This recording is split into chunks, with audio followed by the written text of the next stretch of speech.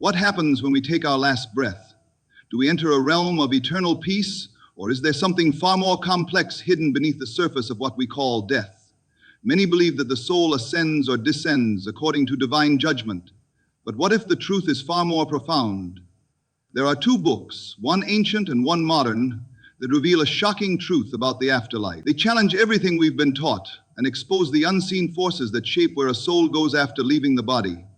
These teachings suggest that many souls are not instantly set free, but remain bound, trapped, not by external forces, but by the very thoughts, beliefs, and emotions they carried in life. Tonight, we will explore the hidden laws governing the afterlife, the unseen prison that holds some souls captive, and most importantly, the way out. If you have ever wondered what awaits beyond the veil, prepare to see death not as an end, but as a continuation of consciousness. Before we discuss the fate of the soul after death, we must first understand what reality truly is. The physical world, with its seeming solidity, its laws, its birth and decay, appears to be the foundation upon which all things rest. But this is an illusion. The deeper truth is that consciousness precedes everything. It is the first cause, the invisible force from which all things arise, and the only reality that truly exists. Everything that we experience in life, the people we meet, the circumstances we find ourselves in, the triumphs and hardships, are not happening to us, but through us. They are reflections of consciousness, projections of our inner state manifesting in what we call the external world. It is not the body that gives rise to awareness, rather, it is awareness that gives rise to the body and all physical sensations. Consider the experience of dreaming. In a dream, you may find yourself in a new world, completely immersed in its landscapes, its people, and its events. You feel emotions, interact with others, and perceive time passing. Yet when you awaken, you realize that the entire experience was not separate from you. It was created by your own mind. Every face, every object, every movement was a product of consciousness, a projection of your own awareness taking form. The same principle applies to waking life. What we call reality is simply a more persistent dream, one governed by collective beliefs and deeper states of mind. When the body ceases to function, many assume that the soul departs and enters another realm, as if existence were a journey from one physical location to another. But the soul is not bound by space or time. It does not travel in the way we think of travel. Instead, it shifts states. It moves from one level of awareness to another, just as a dreamer shifts from one dream to the next. Death does not introduce the soul to an unfamiliar place. It only reveals the next level of its own consciousness. Many fear death because they believe it leads to uncertainty, to the unknown, but nothing can be unknown to consciousness. The only thing that determines the afterlife experience is the state of mind one carries at the moment of transition. If one dies in fear, they will experience a world reflective of that fear. If one dies in peace, they will awaken in a world of peace. The soul is not judged by an external force. It simply continues to experience the world it believes in. If consciousness is the only reality, then death is not the loss of self, but the shedding of a temporary form. The physical body is like a garment worn for a time, useful for experience, but ultimately discarded when no longer needed. The real self, the awareness behind the eyes, the silent observer of thoughts and sensations, does not perish. It cannot perish, because it was never bound to the body in the first place. To understand this fully, one must let go of the illusion of separation. There is no here and there, no before and after, no true division between life and death. There is only consciousness, shifting, transforming, expanding, yet always remaining the same in its essence. What we call death is merely the moment when the mind lets go of the illusion it has clung to and steps into another level of awareness. Some may wonder, if consciousness is the only reality, why does the physical world seem so real? Why do we feel pain, loss, and suffering? The answer is simple. We have been conditioned to believe that the external world has power over us. From birth, we are taught that reality is something outside of us, something to be feared or controlled. But the truth is that reality is within us. The world takes shape according to our deepest beliefs, our strongest emotions, and our most persistent thoughts. This is why some souls seem to become trapped after death, not because they are imprisoned by an external force, but because they carry with them the same limitations they held in life. If a person believes they are unworthy of heaven, they will find themselves in a world that mirrors that belief. If a person expects punishment, they will encounter a realm where punishment appears real. Not because it is objectively true, but because consciousness, being the only reality, must express itself according to the state in which it dwells. Even now, in this very moment, you are shaping the world you will experience after this life. The thoughts you hold, the emotions you nurture, the beliefs you refuse to let go of, these are the architects of your next existence. Death does not free one from their own mind. It only reveals what has always been there. To change the afterlife, one must first change the present life. To be free beyond the body, one must first be free within the mind. The journey is not from earth to heaven or from life to death. The journey is always within. The great secret is that there is no outside world. There is only you, the awareness that experiences dreams and creates without end. Death, as it is commonly understood, is one of the greatest illusions ever imposed upon the human mind. From the moment we are born, we are conditioned to see life as a temporary journey, a fleeting experience that eventually comes to a close. We are taught that death is the great finality, a door that closes forever, leading either to nothingness or to an unknown realm governed by forces outside our control. But nothing could be further from the truth. Death is not an end, nor is it a punishment or a tragedy. It is an awakening, a lifting of the veil that has kept us bound to a single dimension of experience. To understand death, we must first understand what we truly are. We are not these physical bodies, nor are we the names, identities, or labels we have taken on in this lifetime. We are awareness, eternal, limitless, and unbound by the constraints of time and space. The body is merely an instrument, a vessel through which we navigate the material world for a brief period, and just as we change garments when they are worn out, we discard the body when it is no longer necessary. Consider the experience of sleep. Each night we close our eyes, and our conscious awareness shifts from this waking world into another reality. In dreams, we interact with people, move through landscapes, and experience emotions that feel entirely real. But upon waking, we realize that the dream world was never separate from us. It was a creation of our own consciousness. In the same way, death is simply the moment in which we awaken from this physical dream and recognize that life did not end, it merely transformed. What happens when we pass through the veil of death? The answer is not the same for everyone, because the afterlife is not a fixed place with a single universal experience. Instead, it is a continuation of consciousness, shaped by the beliefs, expectations, and emotions that one carries at the moment of transition.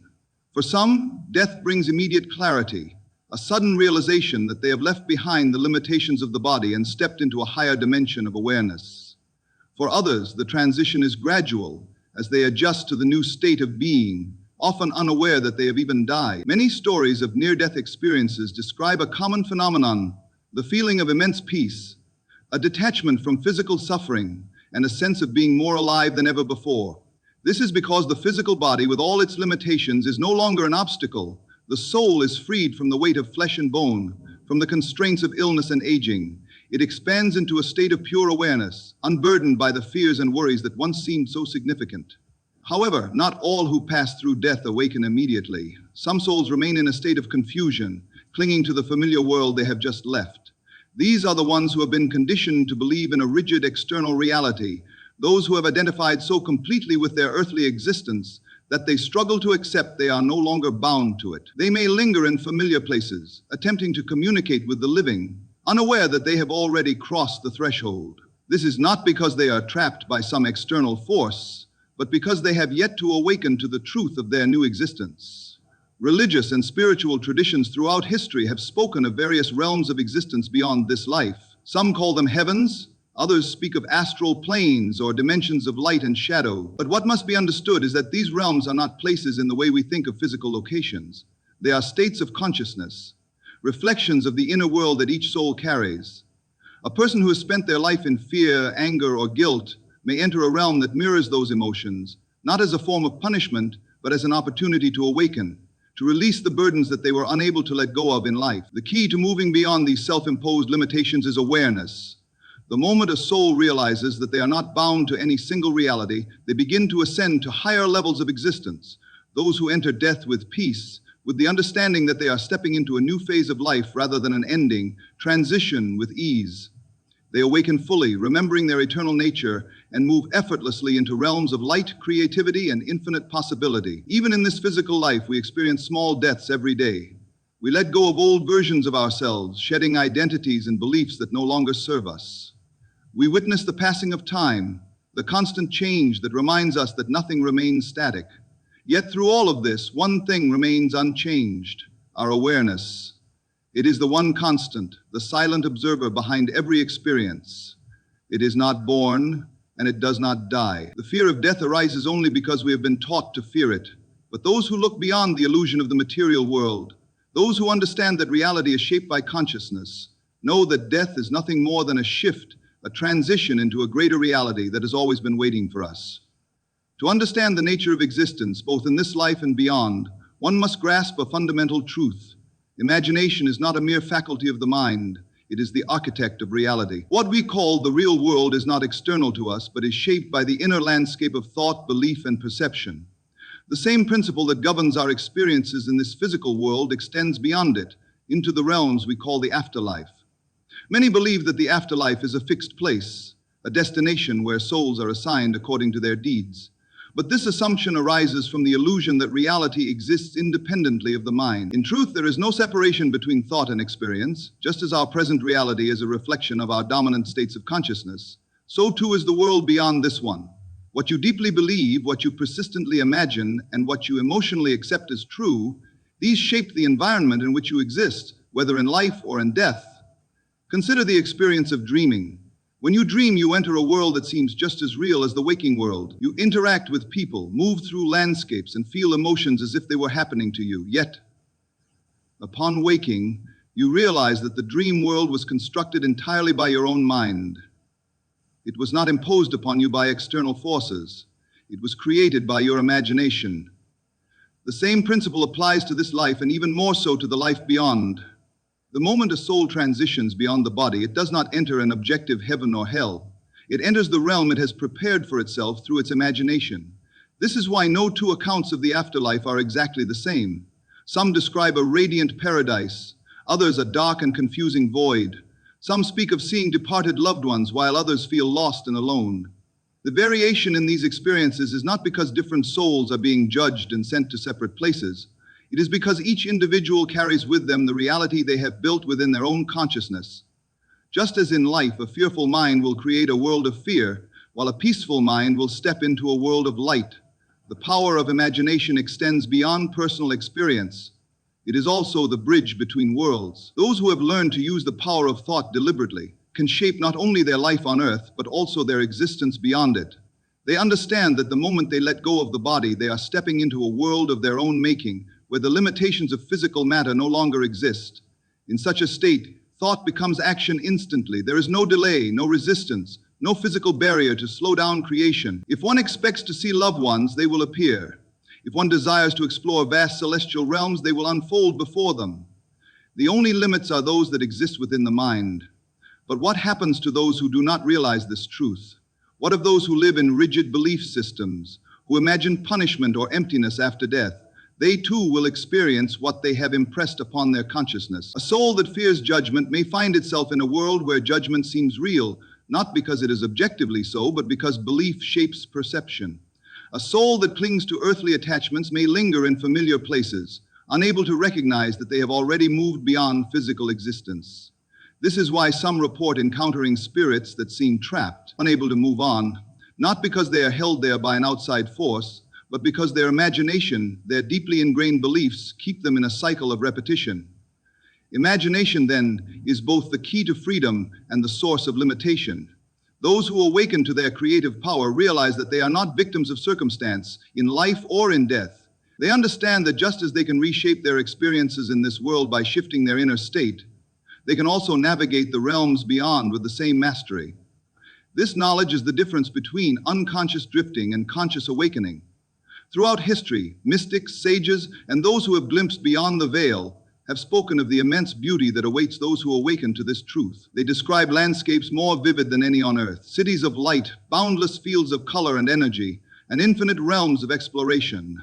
These places are not distant. They exist within the very fabric of imagination. They are accessible the moment one realizes that consciousness is not confined to the physical form. Even in this life, we are given signs of this truth. Have you ever closed your eyes and vividly imagined a place so clearly that you could almost feel yourself there? Have you ever been lost in a memory so deeply that for a moment it felt real again? These experiences are glimpses of the creative power within you, the same power that shapes not only your present, but also your future beyond this world. Imagination is not fantasy. It is the blueprint of existence. It is the unseen force that constructs both this reality and the ones that follow. It is the artist of eternity, the creator of worlds, and the bridge between what is and what could be. Throughout history, humanity has sought answers to the great mysteries of life and death. What happens when we take our last breath? Do we ascend to a higher realm, dissolve into nothingness, or continue to exist in some unseen dimension? These questions have given birth to countless philosophies, religions, and spiritual doctrines. Yet the truth remains hidden from those who look only at the surface. However, within two books, one ancient and one modern, lies wisdom so profound that it shatters conventional beliefs and reveals the shocking reality of the afterlife. These books do not simply tell us what happens after death, they reveal the laws that govern the unseen world, the mechanisms by which souls transition, and most importantly, why some seem to become trapped in a cycle of illusion. They expose the greatest secret of all, that death is not an escape, nor is it a final judgment, but rather a mirror reflecting the inner state of the soul. The first book, written long before modern civilization, has been misunderstood by many. Over time, its teachings have been distorted, reduced to mere religious dogma, yet its original message was never meant to instill fear. It was meant to awaken. It speaks of life beyond the body, describing realms both luminous and shadowed, where souls find themselves not according to external judgment, but according to their own state of mind. It tells of those who pass on in confusion, clinging to earthly attachments, unaware that they have left the physical world behind. It warns of the illusions that persist beyond the grave and offers a path to liberation, one that is found not in rituals or obedience, but in awakening to the power of consciousness itself. The second book, written in modern times, confirms what the ancients knew, but expresses it in terms that today's mind can grasp. It reveals that the afterlife is not a fixed destination, but a projection of one's inner reality. It explains that the transition from life to death is not an entrance into the unknown, but a continuation of the same creative principle that governs this world. The states we nurture in life, our fears, desires, attachments, and beliefs, follow us beyond the body, shaping the very fabric of the world we awaken into. These two books, though separated by centuries, speak of the same truth. The afterlife is not something that happens to us, it is something we create. Those who pass on believing in suffering will find themselves in a world where suffering appears real. Those who expect judgment will encounter a realm where judgment seems inescapable, not because these experiences are imposed by a higher power, but because the mind, being the architect of reality, constructs its own heavens and hells. Hell. One of the most startling revelations found in these books is the reason why some souls seem to become trapped after death. The common idea of ghosts, wandering spirits, and lingering presences has often been dismissed as mere superstition, but these books reveal a deeper truth. Souls do not remain bound because of punishment or unfinished business. They remain bound because they have not realized that they are free. A soul that clings to its earthly identity, that refuses to let go of its past, continues to exist in a world of its own making. It does not move on because it does not yet recognize that there is something beyond its own imagination. The first book teaches that this state is not permanent. Sooner or later, every soul awakens to the greater truth of its own being. Some awaken quickly, realizing almost instantly that they are no longer confined to the physical world. Others take longer, lost in cycles of repetition, reliving old emotions, unable to see that they are no longer bound to the same rules. But the moment realization comes, the moment a soul sees that it is not trapped at all, but has merely been projecting its own illusions, the entire reality shifts. The soul moves on, ascending into higher states of consciousness, free to explore realms beyond anything the physical mind can comprehend. The second book confirms this, explaining in clear detail that what we call reality is nothing more than a state of mind. Just as we create our experiences in this life through thought, emotion, and belief, we do the same beyond this world. There is no divine force assigning souls to different realms. There is only consciousness shaping itself according to what it believes to be true. This realization is the key to both life and death. It is the secret that allows one to live without fear and to transition without resistance. Yet, despite the clarity of this wisdom, many remain blind to it. They cling to outdated beliefs, fearing death as if it were a loss, as if it were an unknown darkness waiting to consume them. But these books teach otherwise. They reveal that death is not a loss, but an expansion. It is not darkness, but a doorway into greater light, one that can only be seen by those willing to open their inner eye. Those who understand this truth do not wait for death to free them. They begin now, in this very moment, to reshape their understanding of reality. They see that they are not victims of circumstance, but creators of experience. They release fear, knowing that they are eternal. They embrace the understanding that the same force that shapes this world will shape the next, and that the power to navigate both lies within their own consciousness. These two books, when understood correctly, do not merely inform, they transform. They strip away the illusions that have kept humanity bound to fear, revealing that there is no prison except the one we create for ourselves. They show that the key to freedom is not found outside but within, waiting to be recognized. Fear and guilt are the most powerful forces of imprisonment, yet their chains cannot be seen with the eyes. They do not take the form of iron shackles, nor are they imposed by any external authority. They are self-imposed, forged within the mind, shaping not only the present moment, but stretching beyond this life into the unseen realms that follow. Those who do not recognize this truth remain bound by these invisible chains, carrying the weight of their own illusions even beyond death. To understand the depth of this bondage, one must first recognize that reality, whether in this world or the next, is not something external, something separate from the mind that perceives it. It is not dictated by forces outside of oneself, nor is it governed by a distant being passing judgment. Reality is created from within. The mind, through its beliefs, emotions, and deeply ingrained convictions, shapes the very world it experiences. And fear and guilt, when allowed to take root, become the architects of suffering, constructing prisons that seem inescapable only because the prisoner does not realize they hold the key. Fear is the first and most deceptive chain. It paralyzes, restricting movement, limiting vision, keeping the mind focused on imagined dangers rather than truth. It operates under countless disguises: fear of loss, fear of failure, fear of rejection, fear of punishment, fear of the unknown. But all these fears are mere branches of the same root: the belief in powerlessness, the illusion that one is at the mercy of forces beyond control. This is the greatest deception of all, for nothing is beyond the control of consciousness. The world, both seen and unseen, bends to the nature of one's dominant state of being. Yet those who live in fear unknowingly create a reality where fear appears justified, mistaking the reflection of their own mind for an objective truth. Fear does not only shape this life, it extends into the next. The moment a soul departs from the physical body, it does not instantly shed the burdens of its mind. If fear ruled one's thoughts in life, it will shape one's experience in death. Some, believing in an afterlife of suffering, find themselves in a world that mirrors their expectations. They do not realize that the torment they experience is not an external judgment, but the manifestation of their own consciousness. Others, terrified of death itself, refuse to accept that they have even passed. They linger in a fog of confusion, unaware that they are free to move beyond, trapped not by any force, but by their own refusal to let go. And then there is guilt, the second and even heavier chain. If fear limits the mind's expansion, guilt crushes it under the weight of self-condemnation. Guilt is the belief that one is unworthy, that one must suffer as repayment for past actions, that redemption is impossible. It is one of the most destructive illusions, for it convinces the soul that it does not deserve freedom, love, or peace. In life, it manifests as self-sabotage, as patterns of punishment, as an inability to accept joy.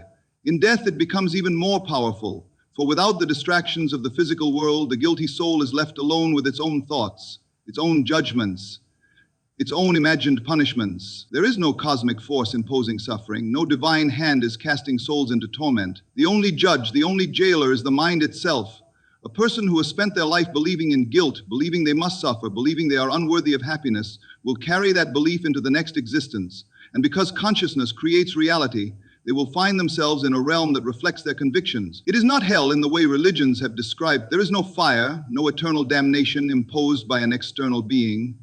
But it is a prison nonetheless, a world of self-inflicted suffering where one remains until they realize the truth. They were never meant to be punished. The chains were never real. They were created by the mind and can be dissolved in an instant the moment one understands their own power. These invisible chains, though strong, are not permanent. They persist only as long as the mind believes in their existence. The moment one realizes that fear is an illusion, that guilt is a lie, that nothing stands between them and freedom except their own perception, the chains dissolve. Those who awaken to this truth do not experience suffering after death. They do not linger in confusion, nor do they find themselves in a realm of judgment. They transition with peace, stepping into a world that reflects their understanding, a world of limitless possibility where fear and guilt hold no power. But those who refuse to let go, who cling to their fears and regrets, remain bound not because they must, but because they choose to.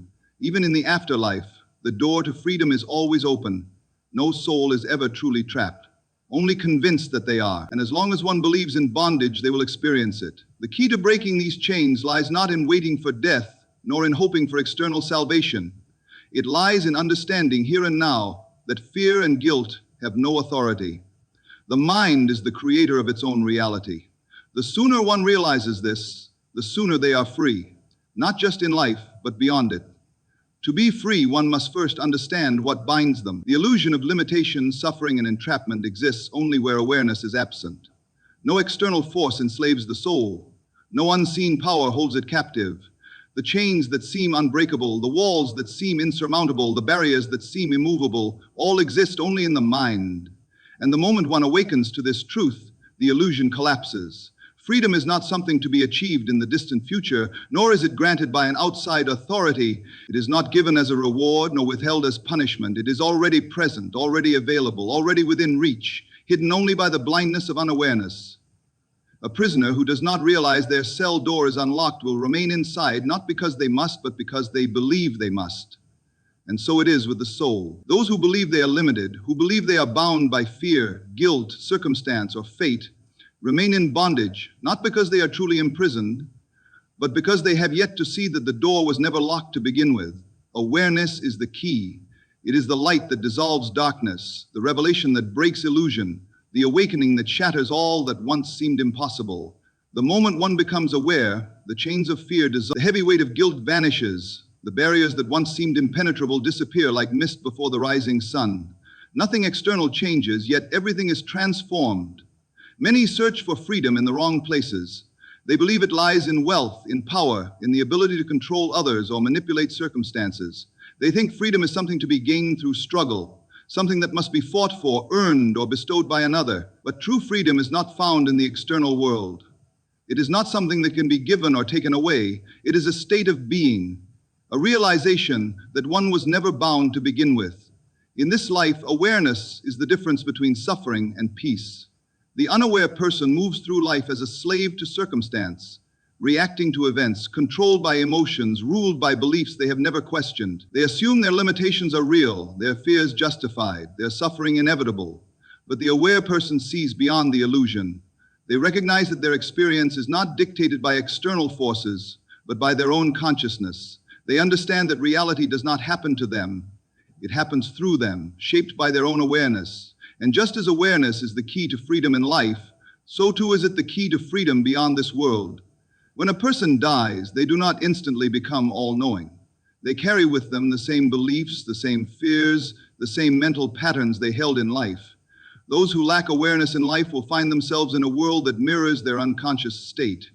Some will remain lost in confusion, unaware that they have left the physical world behind. Others will cling to guilt, experiencing suffering not because they are being punished, but because they believe they must. Some, expecting judgment, will perceive a realm where judgment seems real, not because it is truly so, but because they have created it within their own consciousness. But those who are aware, those who understand that reality is shaped from within, step into the next world with clarity. They do not find themselves trapped in illusion, nor do they wander in confusion. They move freely, guided not by fear but by understanding. They see beyond the shifting landscapes of the mind and recognize that they are not subject to any force outside themselves. They are not bound by past mistakes, nor limited by old beliefs. They are free, not because they have been granted freedom, but because they have realized they always were. The power of awareness cannot be overstated. It is the difference between being controlled by fear and mastering it. It is the difference between suffering and peace, between entrapment and liberation. It is the light that reveals that there was never anything to fear, never any reason to feel guilt, never any force keeping one bound except their own unawareness. Some spend lifetimes searching for freedom, never realizing that it is already within them. They chase it in external achievements, in spiritual practices, in the words of others, never stopping to see that the answer has always been within their own consciousness. No guru, no teacher, no doctrine can grant what is already present. The only requirement is awareness, the simple yet profound realization that one was never imprisoned to begin with. To awaken is to be free, To see clearly is to walk without chains. To be aware is to step beyond all imagined limitations and into the vast, boundless reality that has always been waiting to be recognized. Resurrection has long been misunderstood. It has been spoken of as an event, a moment in time, a miraculous return from the grave, as though flesh must rise again for life to continue. But resurrection is not a physical phenomenon.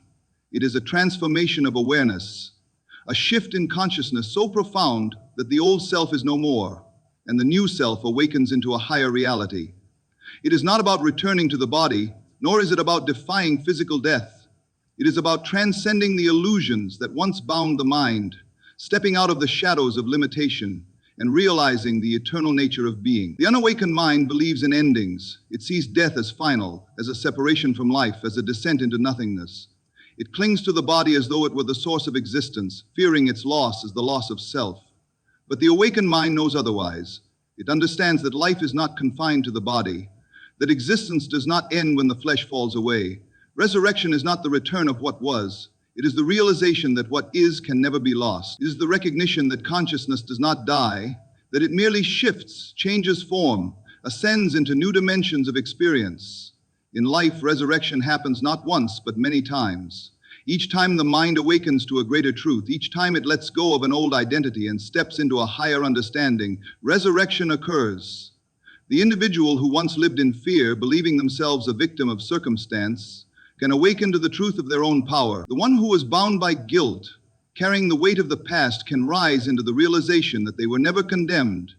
The one who believed themselves small, limited, and powerless can resurrect into the knowledge that they are infinite. Every transformation of consciousness is a resurrection, a death to the old, a birth into the new. And just as resurrection occurs in life, so too does it happen beyond death. When a person leaves the physical world, they do not cease to exist. Their consciousness continues, shaped by the same beliefs and expectations they held in life. Some will find themselves lost, clinging to the past, unaware that they have moved beyond it. Others will experience what they have long feared, not because it is real, but because their mind creates it. But those who are ready, those who have already begun to shift their consciousness, will experience resurrection, not as a return to the body, but as an ascension into a higher state of being. Resurrection is not something that happens to the body, it is something that happens to the soul. It is the shedding of illusions, the realization of truth, the awakening to the eternal. It is not a gift granted to a select few, nor is it something that requires suffering or sacrifice. It is a shift that is always available, always waiting, always present, the moment one lets go of the false self, the limited self, the fearful self. Resurrection takes place. They do not need to wait for death, nor for some distant moment in time. Resurrection is now, it is here. It is the moment one chooses to awaken. And once one has resurrected in consciousness, they are free, free from fear, free from limitation, free from the illusion of death itself. For to know the truth is to know that life does not end, that being is eternal, and that resurrection is not a return to the past, but an entrance into a greater reality. Resurrection is not a distant event, nor a miracle reserved for the few. It is the natural awakening of the soul to its eternal nature.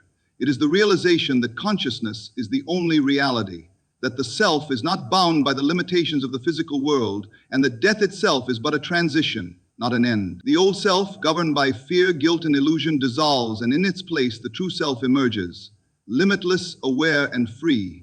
To experience resurrection is to shift from blindness to sight, from limitation to infinite possibility, from the illusion of separation to the knowing of oneness.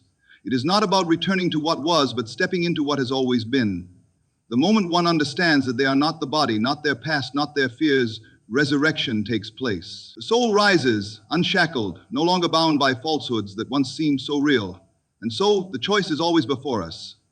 Will we remain in the tomb of our old beliefs, clinging to the familiar chains of limitation? Or will we awaken, ascend, and embrace the truth of who we have always been? The resurrection of consciousness is not forced upon anyone. It is an invitation. It is the door that stands open, waiting for the willing mind to step through. Those who seek it find it. Those who awaken to it live it. And those who embrace it know the truth. They were never bound to begin with.